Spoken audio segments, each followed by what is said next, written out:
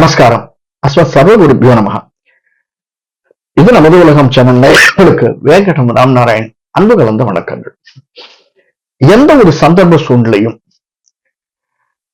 சாதித்து காட்ட முடியும் என்று தன்னம்பிக்கையுள்ள மேஷராசி அன்பர்களே நண்பர்களே, இன்னைக்கு நம்ம வித்தியாசமா ஒரு விஷயம் பார்க்க போறோம் சார். இது வரைக்கும் நம்ம பயிற்சிகள் பார்த்தோம். இந்த குரு பயிற்சி நடக்கிறது எப்படி இருக்கும், ராகு கேது பயிற்சி எப்படி இருக்கும், மற்ற பயிற்சிகள் எப்படி இருக்கும், இந்த மாசம் நமக்கு எப்படி இருக்கும், வருடம் எப்படி இருக்கும், இதெல்லாம் நம்ம ரெகுலரா பார்த்துட்டு இருக்கோம். ஆனா நம்ம வாழ்க்கை எப்படி இருக்கும்னு நினைச்சு பார்த்துருக்கோமா? அது என்ன சார் புதுசா வாழ்க்கை அப்படின்னா, இப்ப நாம பிறந்திருக்கோம் சார். ஜனனி ஜென்ம சௌக்கியானாம்னு சொல்றோம். ஜென்மம் சௌக்கியமா இருக்கணும் இல்லையா? ஜென்மத்துல பிறந்திருக்கோம், சௌக்கியமா இருக்கிறதுக்காக பிறந்திருக்கோம். அந்த பிறந்தது நம்ம எப்படி இருக்கும், இப்போ நமக்கு என்ன நடக்கிறது, இப்ப நடக்கக்கூடிய, அதாவது இப்ப இருக்கக்கூடிய நம்ம ஒரு கம்பெனில ஒர்க் பண்ணிட்டு இருக்கோம், ஒரு கவர்மெண்ட் ஆபீஸ்ல ஒர்க் பண்ணிட்டு இருக்கோம். அந்த இடத்துல இருக்கக்கூடிய A1 இருக்கும், A2 இருப்போம், அல்லது எக்ஸிக்யூட்டிவா இருப்போம், மேனேஜரா இருப்போம். அந்த லெவல்ல நம்ம எப்படி மேல போக முடியும்? இன்னைக்கு நமக்கு என்ன திசை நடக்கிறது, எதுனா நம்ம இன்னைக்கு நம்ம பார்க்க போறது இந்த விஷயத்துல சந்திர திசை. இதுக்கு முன்னாடி நம்ம சூரிய திசை பார்த்தோம், முன்னாடி காணொலிகள், அடுத்தது திசைகள் பார்க்க போறோம். அதனால இது வரைக்கும் யாராவது இந்த காணொலியை சப்ஸ்கிரைப் பண்ணல அப்படின்னா நம்ம சேனலை சப்ஸ்கிரைப் பண்ணிக்கோங்க, லைக் பண்ணுங்க, ஷேர் பண்ணுங்க. பிடிச்சிருந்ததுன்னா என்ன தோன்றதோ கமெண்ட்ல போடுங்க, வரக்கூடிய காணொலிகள்ல பார்க்கலாம். மெயினா இப்ப நாம எடுத்துக்கிறது நமக்கு சந்திர திசை. யூஸ்வலா அஸ்வினி பரணி கிருத்திகை நட்சத்திரங்கள் தான் இல்லையா? பதவி பூர்வ புண்ணியானம்னு சொல்லும். சந்திரன் சூரியன் கிட்ட இருந்து ஒளியை வாங்கி கொடுத்தாலும் ஒரு தனிப்பட்ட கிரகமாக விளங்குகிறது. எப்படி சார் அப்படின்னா, சூரியனை நாம சொல்றது விதி, சந்திரன் சொல்வது மதி. அதனால விதியை மதியால் வெல்லலாம் அப்படிங்கிறதுனால சந்திர திசை நமக்கு 10 வருஷம். கிட்டத்தட்ட நமக்கு 23 வாரம், 29, 28 வயசு, 29 வயசு, 25 வயசுக்கு அப்புறம் சந்திர திசை வரும் அஸ்வினி நட்சத்திரக்காரர்களுக்கு. அதுவே பரணி நட்சத்திரக்காரர்களுக்கு சந்திர திசை 16 வயசு வரலாம், அப்ராக்சிமேட்டா சொல்றேன் நான். ஏன்னா 20 வருஷம் சுக்கிரன், 6 வருஷம் அந்த சுக்கிரன்ல பேலன்ஸ் இருக்கும், 6 வருஷம் சூரியன். சோ 6 மொத்தம் 16 வருஷம், 15 வருஷம் அப்ராக்சிமேட்டா. சோ 20 வயசுல கூட வரலாம், அல்லது 15 வயசுல வரலாம். சந்திர திசை 10 வருடங்கள் இருக்கக்கூடியது. அதுவே கிருத்திகை நட்சத்திரக்காரர்களுக்கு சந்திர திசை 12 வயசுல இருந்து 15 வயசுக்குள்ள எப்ப வேணாலும் வரலாம். மெயினா சந்திரன் தான் என்ன சார்? சந்திரன் அப்படிங்கிறது மாத்திருக்காரகன். மெயினா மாத்திருக்காரகன், மாதாவை குறிக்கக்கூடியது மாத்திருக்கூறுகன். சந்திரன் அப்படிங்கிறது மைண்ட், புத்தினா புதன், மைண்ட் அது சந்திரன். சந்திரனுக்கு ரொம்ப வித்தியாசமாக சொல்லக்கூடியது அந்த மைண்ட்ல இருக்கக்கூடிய இன்டெலிஜென்ட் அண்ட் பெர்ஃபியூம்ஸ். சில சந்தர்ப்பங்கள்ல சந்திரன் எப்பயுமே 15 நாட்கள் ஏற்றமும் 15 நாட்கள் மாற்றமுமாக இருக்கக்கூடியவன். அதனால சில சந்தர்ப்பங்கள்ல நமக்கு ரொம்ப ஸ்லகிஷா இருக்கும். சில சந்தர்ப்பங்கள்ல நமக்கு அந்த 10 வருஷத்துல நிறைய உற்சாகமா இருக்கும். அதுவே சில சந்தர்ப்பங்கள்ல வீட்டுக்கு வந்தோம்னா, அடையாண்டா என்னடா இது வாழ்க்கை, எப்ப பார்த்தாலும் இப்படியே இருக்கு அப்படின்னு நமக்கு நாமே சொல்லிப்போம். டல்லா இருக்கும், திடீர்னு உற்சாகமா இருக்கும், திடீர்னு டல்லா இருக்கும். இது சந்திர திசையில் நடக்கக்கூடியது. சார் அந்த சந்திரன் எங்க இருக்கான்? முதல்ல நம்முடைய லக்னாதிபதி எங்க இருக்கா? மேஷம், மேஷராசிக்கு அதிபதி, லக்னத்துக்கு அதிபதி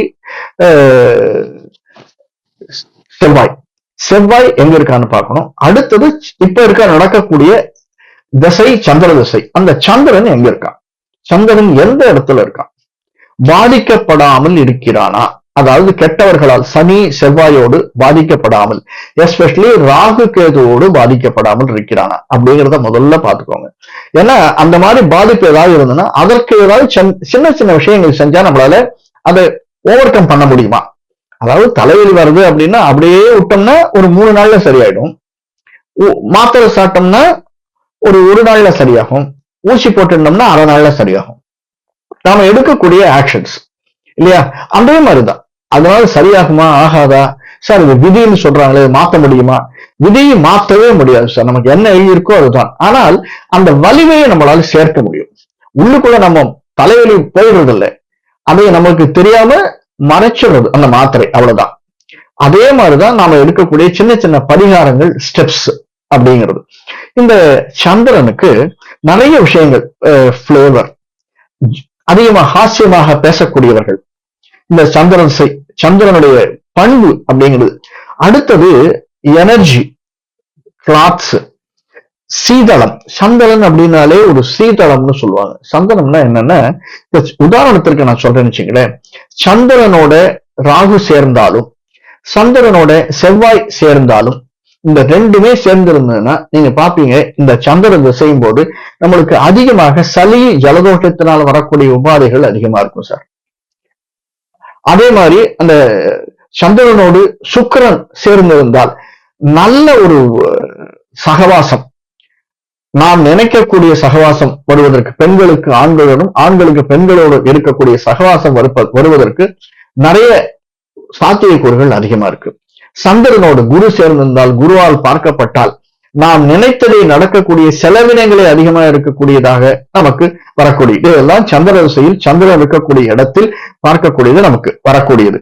சந்திரன் அப்படின்னாலே நல்ல வாசனை தரக்கூடியது, கந்த புஷ்பம் அப்படின்னு சொல்றாங்க. பலம், ஸ்தானம், அதிகம். சூரியன் அப்படின்னா வழக்கன்னு சொல்ற மாதிரி சந்திரன்னா இடக்கண், புருவம், கீர்த்தி, நமக்கு அதிகமாக கீர்த்தியை தரக்கூடியவன் சந்திரன். இதெல்லாம் சொல்லிட்டே போலாம். சந்திரனுக்கு நாம சொல்லணும் அப்படின்னா நிறைய காடஸ்ல பாத்தீங்கன்னா துர்காதேவி, சந்திரனை குறிக்கக்கூடியது துர்காதேவி. நிறைய பிராக்ரன்ஸ், சாஃப்ட் கிளாத்லயே ரஃப் கிளாத் அப்படின்னா ராகுவை குறிக்கக்கூடியது, சாஃப்ட் கிளாத் அப்படின்னா சந்திரனை குறிக்கக்கூடியது. அதுலேயே ஒவ்வொரு விதமான வித்தியாசங்கள் நிறைய இருக்கு. கிறிஸ்டல், ஆர்னமெண்ட், நம்ம போட்டு கொள்ளக்கூடிய ஆர்னமெண்ட்ஸ், இதெல்லாம் சந்திரன் குறிக்கக்கூடியது, சந்திரனை குறிக்கக்கூடியது. கவிதைகள் அதிகமாக இந்த சந்திரன், இந்த நீங்க பாத்தீங்கன்னா சந்திரன் நல்ல திசையிலிருந்து, நல்ல நிலைமையிலிருந்து சந்திர திசை நமக்கு நல்லா இருந்துன்னு வச்சுங்களேன், அந்த கவிதைகள் அதிகமா இருக்கு, கவிஞர்கள் ஆவதற்கு, கவிதை நாம் எழுதின கவிதை போற்றப்படுவதற்கு, இதுக்கெல்லாம் சான்சஸ் சந்திர திசையில அதிகமா உண்டு. ரெண்டாவது, இப்போ நாம முதல்ல பார்த்தோம் அஸ்வினி நட்சத்திரக்காரர்களுக்கு வரக்கூடிய சந்திர திசை, பரணி நட்சத்திரக்காரர்களுக்கு 15 21 வயசுல 20 வயசுல சந்திர திசை வரலாம். 10 வருஷம் சந்திர திசை இருக்கு சார். கிருத்திகை நட்சத்திரக்காரர்களுக்கு ரொம்ப ஏழையா சந்திர திசை வரும். அவர்களுக்கு சந்திர புக்தி இருக்கான்னு பார்த்துக்கோங்க.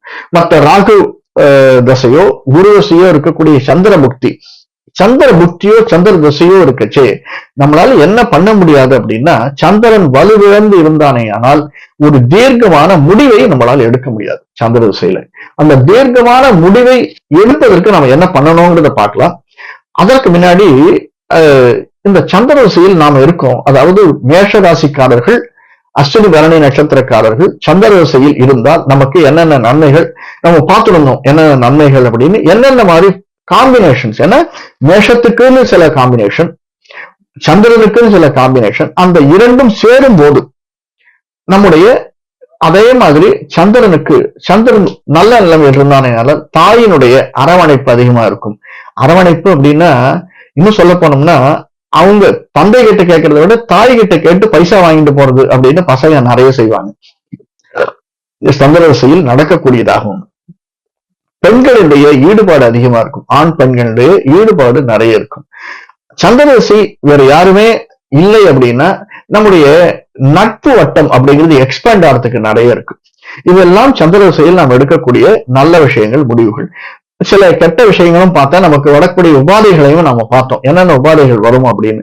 இதையெல்லாம் தவிர்ப்பதற்கு என்ன சார் பண்ணணும் அப்படின்னா, முதல்ல சந்திரன் என்ன ராமச்சந்திரன் அப்படின்னு நாம சொல்லுவோம். அந்த ராமச்சந்திரன், சந்திரன் ரொம்ப உசத்தியா இருக்கக்கூடியது அந்த ராமன். ஏன்னா அவன் சூரிய வம்சத்தில் பிறந்தாலும் ராமச்சந்திரன் பேர் இருக்கு. ராமனை வணங்கி வருதல் அப்படிங்கிறது ஏற்றத்தை தரக்கூடியது. அதே மாதிரி காடஸ் துர்கா, அம்மாவை அம்பாள் அப்படின்னு சொல்றோம். எந்த இருந்தாலும் சரிதான், செல்லியம்மனா இருந்தாலும் துர்கை அம்மனா இருந்தாலும் எந்த அம்மனாக இருந்தாலும் அம்மனை வணங்கி வருதல், வெள்ளிக்கிழமைகளில் வணங்கி வருதல் ரொம்ப ரொம்ப ரொம்ப விசேஷம் தரக்கூடியது சார். இது இரண்டாவது. மூன்றாவது, ரொம்ப சாஃப்ட் நேச்சர் சந்திரன். ரொம்ப எப்படி சொல்லணும்னா ரொம்ப அழகானது ஒரு விஷயத்தை தரக்கூடியது. எப்பயுமே நம்ம பிளசண்டா இருந்தா ரொம்ப நல்லது.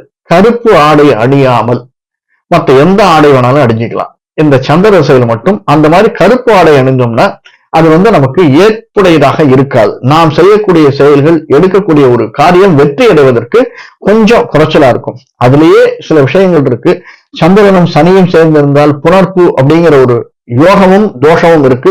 அதெல்லாம் தனியா நம்ம பார்த்துக்கலாம். இப்ப திசையை மட்டும்தான் நம்ம பார்க்கணும். சந்திர திசையில் இருக்கக்கூடியவர்கள் நாம். சந்திர திசையில் இருப்பவர்களுக்கு இதெல்லாம் நிறைய விஷயங்கள் நம்ம சொல்றோம். அதே மாதிரி நமக்கு ஏதாவது ஒரு சின்ன விஷயம் நமக்கு நடக்கணும் அப்படின்னு நாம நினைச்சோம் வச்சுக்கோங்க. சார் எனக்கு இந்த சந்திர திசை ப்ரமோஷன் வரணும் சார், இன்னும் வேலை கிடைக்கல, வேலை கிடைக்கணும் சார், கல்யாணம் ஆகல, கல்யாணம், இந்த மாதிரி இதான் மேஜர் விஷயங்கள். வீடு கட்டணும், இந்த மாதிரி சின்ன சின்ன விஷயங்கள் இருக்குச்சு. 2-3 விஷயங்கள் நம்ம செஞ்சு வந்தோம்னா மேன்மை கிடைக்கும். நான் ஃபுல்லா நம்ம கர்மா தான் இருக்கு அப்படி பெரட்டிடுன்னு நான் சொல்ல மாட்டேன். நடக்கும், நடக்கலாம், நிச்சயமாக நடக்கும். என்னன்னா நீங்க ஆஞ்சநேயருக்கு திங்கட்கிழமைகளில் உங்களுடைய நட்சத்திரம் இருந்ததுன்னா, அஸ்வினி பரணி கிருத்திகை நட்சத்திரம் இருந்தால் பெட்டர், வெண்ணெய் காப்பு சாத்தி வருதல் அப்படிங்கிறது மிக மிக விசேஷம். ஒரு திங்கட்கிழமையில ஒரு கிட்டத்தட்ட ஒரு 2 மாசம் வச்சுக்கோங்களேன். திங்கட்கிழமை 2 திங்கட்கிழமையில இது 3 திங்கட்கிழமை விட்டு விட்டு நீங்க எவ்வளவு நாள்ல நடக்கணும் அப்படின்னு நீங்க நினைக்கிறீங்களோ 3 திங்கட்கிழமை வெண்ணெய் காப்பு சாத்தி வருதல். உங்களால முடிஞ்ச அளவுக்கு சின்ன விஷயங்கள் வெண்ணெய் காப்பு சாத்தி வருதல் அது ஆஞ்சநேயருக்கு மிக மிக நல்லது. இது ஃபர்ஸ்ட். அடுத்தது நம்முடைய குலதெய்வ இஷ்டதெய்வ வழிபாடு. நான் நிறைய திரும்பி சொல்றேன், குலதெய்வ இஷ்டதெய்வ வழிபாடு விட்டுறாதீங்க. அந்த குலதெய்வ இஷ்டதெய்வ வழிபாட்டிலே நம்ம ஏதாவது ஒரு பூஜை பண்ணணும் அல்லது அபிஷேகம் பண்ணணும் அப்படின்னு நினைச்சோம்னா இளநீர் அபிஷேகம் கட்டாயம் சேர்த்துக்கோங்க. இதுல சந்திர திசை உங்களுக்கு இருக்கும்போது நாம் ஏதாவது ஒரு முனைப்பு எடுத்தோம்னா, அந்த காரியம் நடக்கணும் அப்படின்னு நாம நினைச்சோம்னா, விரும்பினோம்னா ஒரு அபிஷேகம் செய்து நம்முடைய இஷ்டதெய்வ குலதெய்வத்திற்கு அபிஷேகம் செய்து அந்த போது இளநீர் அபிஷேகம் கட்டாயம் செய்து வாருங்கள். இது 2வது. 3வது, நம்முடைய முருகன் எந்த ரூபத்திலே இருந்தாலும் நமக்கு பிடித்த தெய்வமாக இருக்கக்கூடிய முருகனுக்கு ஒரு வேண்டுதல் பண்ணிக்கோங்க. அந்த வேண்டுதல் பண்ணி முருகனுக்கு வேண்டுதல் பண்ணா என்னன்னா, வீட்டுல ஒரு ₹1 காயின் முடிஞ்சு வச்சுட்டு அதை கொண்டு போய் முருகனுடைய சன்னதிக்கு போகச்சே அல்லது திருச்செந்தூர் போகச்சே, பழனி போகச்சே, எங்க போகச்சோ, திருச்செந்தூர் போகச்சே கொண்டு போய் உண்டியல்ல சேர்த்துருங்க. ₹1. அந்த வேண்டுதல் அது உங்களுக்கு நிச்சயமாக நாம் என்ன வேண்டிக் கொள்கிறோமோ அதை சாதித்து தரக்கூடியதாக அமைந்திருக்கிறது. சில பேர் சொல்லுவாங்க, இந்த சந்திரனுக்காக ஒரு மணி இருக்கு, அதை போட்டுங்க அப்படின்வாங்க. வெண்ணெய் நிறத்திலே இருக்கக்கூடியது அந்த மணியை போட்டுங்க அப்படின்வாங்க. அதெல்லாம் சிலர் சொல்லலாம், அது கல்லு கல்லு போட்டுங்க, இந்த கல்லு பூனை கண்ணு அது இதுன்னு சொல்லுவாங்க. அதெல்லாம் உங்களுடைய இஷ்டம். சந்திரனுக்கு இமேஜினேட்டிவ் பவர் ரொம்ப ஜாஸ்தி சார். சந்திரன் இருக்கக்கூடியவர்கள் நிறைய இமேஜினேட்டிவ் பவர், எழுதக்கூடியவர்கள், நிறைய எழுத்து திறமை உள்ளவர்கள். அவர்களுக்கு இந்த சந்திர திசையும் போது நல்ல ஒரு லாபம் கிடைக்கும். அந்த சந்திர திசை குருவனுடைய ஏற்றம் பெற்றிருந்தால் மிக மிக ஓஹோன்னு இருக்கும். சந்திர திசை அந்த 10 வருஷம் ரொம்ப ஜாலியா நம்ம இருக்கணும் அப்படின்னு நினைச்சோம்னா, நமக்கு வரக்கூடிய முக்கியமா 2-3 இப்போ முருகனுக்கு நாம போய் வணங்கி வரோம் அப்படின்னா, முருகன் வள்ளி தெய்வானையோடு இருக்கக்கூடிய முருகன். அதே மாதிரி நமக்கு பிடித்த ராமன் வணங்கி வரோம்னா, ராமன் சீதையோடு இருக்கக்கூடிய ராமன். இப்போ இவர்கள் நமக்கு அருளை தரக்கூடியவர்கள். இதற்கு அடுத்து சந்திரனுக்கு அப்படின்னு இந்த நவகிரக ஸ்தலங்கள்ல சந்திரனுக்குன்னு ஒரு ஸ்தலம் இருக்கு. அந்த ஸ்தலத்துக்கு ஒரு தரம் போயிட்டு வந்தா மிக மிக நல்லது. கும்பகோணத்துக்கு பக்கத்துல இருக்கு சந்திரனுடைய தலம். அந்த தலத்துக்கு நீங்க சென்று வந்தீர்களானால் ரொம்ப நல்லது. இதையெல்லாம் மிஞ்சி நமக்கு ஒரு காரியம் நடக்கணும்னா, சந்திரனுடைய காயத்ரின்னு சொல்லுவாங்க. சந்திரனுடைய மந்திரம், நமக்கு தெரிஞ்ச மந்திரங்கள் சொல்லுவது ரொம்ப ஏற்றத்தை தரக்கூடியது. சந்திரனுக்கு நாம செய்யக்கூடியது ஈவினிங் 7 to 8 திங்கட்கிழமைகளில் கோயிலுக்கு போய் சந்திரன் தனியா இருந்தானா அல்லது சந்திரன் நவகிரகத்தோட இருந்தா ஒரு ஹாரதி காமிச்சிட்டு வர்றது அப்படிங்கிறது மனசுக்குள்ள வேண்டி திங்கட்கிழமைகள் 11 திங்கட்கிழமைகள் நாம போய் ஒரு காரியம் சித்தி ஆகணும் அப்படின்னு வேண்டினோம்னா, சந்திர திசை நடக்கும் நமக்கு நிச்சயமாக 11 வாரத்தில் திங்கட்கிழமை ஈவினிங் 7 to 8 ஒரு விளக்கேற்றி வருதல்னு வச்சுங்களேன். ஹாரத்தினா விளக்கேற்றி வருதல் காமிச்சிட்டு வந்தோம்னா மிக மிக நல்லது. இதையெல்லாம் செய்யறதுக்கு மேலாக சந்திரனுக்கு இருப்பிடமாக இன்னும் நிறைய ஸ்தலங்கள் இருக்கு. உதாரணத்திற்கு திருப்பதி மலை மேல இருக்கக்கூடியவன், எல்லா தெய்வங்களுக்குமே உசத்தியாக இருக்கக்கூடியவன், எல்லா கிரகங்களுக்கும் சொல்லக்கூடியவன். திருப்பதி ஒரு தூரம் போயிட்டு வாங்க. ரொம்ப நல்ல இடம் அது, ஸ்தலம். திருப்பதி போகச்சு முடிஞ்சதுன்னா அந்த நீராடி வாருங்கள். என்ன சந்திரனாலே குளிர்ச்சி தான்.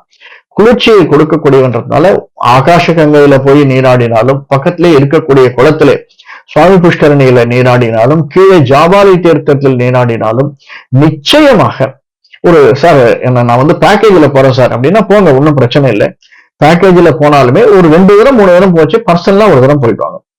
பர்சனலா போச்சு இந்த இடத்தில் போய் நீராடி வருதல் பெட்டர். நீராடி விட்டு பகவானை தரிசிக்க போறது அப்படிங்கிறது மிக மிக ஏற்றம் தரக்கூடியது. இதெல்லாம் நாம சந்திரதசையில செய்து வந்தோமே, ஆனால் மேஷராசிக்காரர்கள நமக்கு அஸ்வினி பரணி நட்சத்திரக்காரர்களுக்கு நிச்சயமாக ஒரு நல்ல திருப்பமும் ஒரு நல்ல ஏற்றமும் இருக்கும். சின்ன சின்ன உபாதைகள் இருக்கு, அந்த உபாதைகள் எல்லாம் சரி செய்யப்பட்டு நாம் சந்திரதசையில் என்னென்ன வருதுன்னு நம்ம முன்னாடியே பார்த்தோம். அதனால அதையெல்லாம் நம்ம தவிடுபொடியாக்கி ஒரு நல்ல வாழ்க்கையை வாழ்வதற்கு சந்திரதசை நமக்கு அருள் பொழியட்டும். வேறொரு காணொளியில் சந்திப்போம். நன்றி, வணக்கம்.